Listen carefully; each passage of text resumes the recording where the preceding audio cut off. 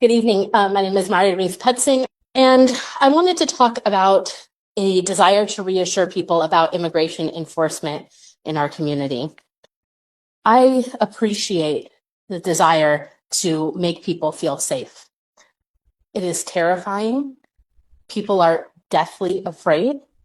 Fear is toxic and it creates serious harms to our entire community, to all of us, but most particularly to certain people who have to wake up in the morning and go to school and wonder if their parents are going to be there when they come home. The truth is scary and it's complicated. And reassuring people without full transparency and honesty does not, in the end, create trust. On August 20th, there was a DEA-led multi-agency drug task force operation that took place here in Hood River. There were at least 2 ICE officers on the scene. There were 2 men arrested. An ICE officer questioned both of them about their immigration status and their immigration history here on scene in the parking lot at Safeway.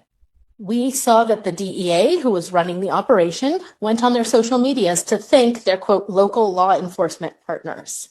A Hood River Police Department vehicle and officer were on scene, photographed along with known ICE vehicles and known ICE officer. I don't have any reason to think that the Hood River Police Department was intending to work with ICE or intending to enforce immigration law, or even that they spoke with any ICE officers.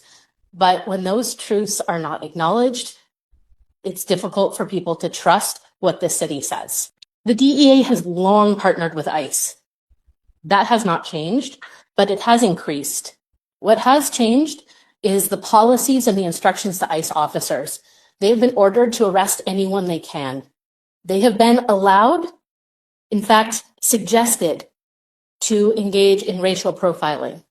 We are seeing now that so-called collateral arrests, bystanders, anyone who happens to be on scene, even if they were not the target of investigation and in no way involved, are being taken from our communities. So these things are terrifying and they are real and they are happening.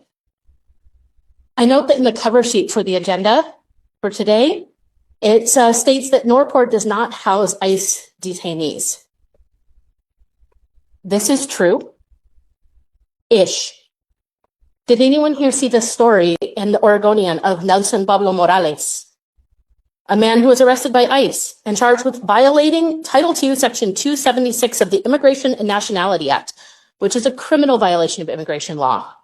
And he was held at Norcor under contract with the U.S. Marshals that have been deputized as ICE agents.